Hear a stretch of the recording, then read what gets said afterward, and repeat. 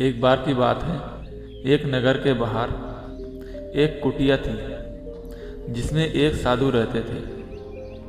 उस साधु के पास उनके बहुत सारे शिष्य भी रहते थे जो तरह तरह की कलाएं सीखा करते थे।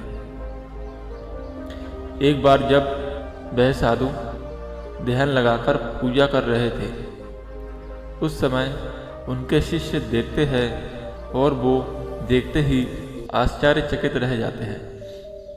वो देखते हैं कि पूजा करते वक्त साधु के होठ भी नहीं हिल रहे थे और वे आंखें खोलकर उस ईश्वर की मूर्ति को देखकर बिल्कुल शांत खड़े थे।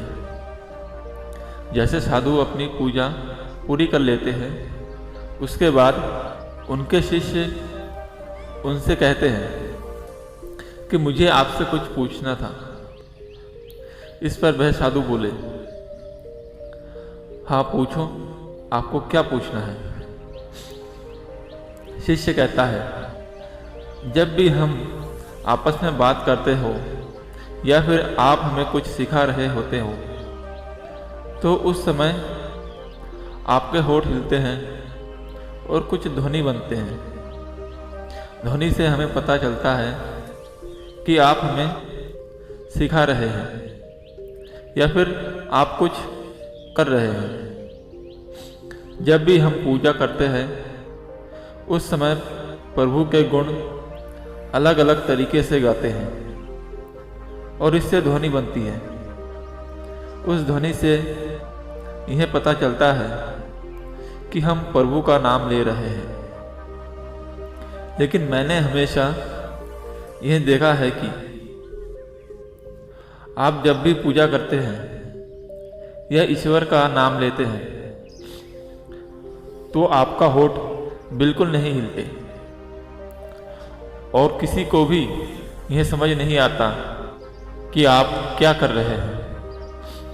ऐसा क्यों है? इस पर वो साधु अपने शिष्यों से कहता है कि मैं तुम्हें इस संबंध में एक कहानी सुनाता हूं। एक बार की बात है, एक नगर में एक बहुत बड़ा गरीब रहता था।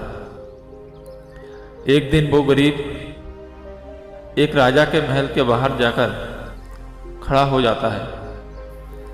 जैसे ही राजा वहां से गुजर रहा होता है तो वहां उस गरीब की तरफ देखते हैं। उस गरीब के कपड़े बुरी तरह फटे हुए हैं। उसकी हालात बहुत ज़्यादा खराब है। वो बहुत ही ज़्यादा दुबला पतला होता है। साथ ही साथ उसकी आंखें बाहर को निकल चुकी थी। वह राजा उस गरीब से पूछते हैं कि हे बाबा, क्या हुआ, क्या बात है। इस पर वह गरीब उस राजा की तरफ देखते हुए कहते हैं कि हे प्रभु, हे राजन, अगर आप मुझे देखकर भी यह बात समझ नहीं पाए कि मेरी क्या समस्या है तो मैं आपको क्या ही बताऊं। राजा को गुस्सा तो आया, परंतु वह फिर भी अपने आप को शांत रखते हुए वो अपने दरबान को कहते हैं कि जाओ, बहुत सारे अच्छे अच्छे कपड़े लेकर आओ, इस गरीब को स्नान कराओ, साथ ही साथ तरह तरह के पकवान खिलाओ। इस पर वो गरीब राजा को आशीर्वाद देकर चला गया। कहानी सुनाने के बाद साधु अपने शिष्यों से कहते हैं, इस कहानी का सिर्फ एक छोटा सा अर्थ है। उस गरीब की हालात देखकर राजा को समझ आ गया था कि उस गरीब के जीवन में बहुत सारे परेशानियां हैं। उस गरीब के पास अच्छे कपड़े नहीं हैं, उसके पास खाने को कुछ नहीं है। अगर एक राजा उस गरीब को देखकर समझ सकता है कि गरीब के जीवन का क्या हाल है, तो क्या हमें भगवान के सामने एक भी लफ्ज बोलने की जरूरत है?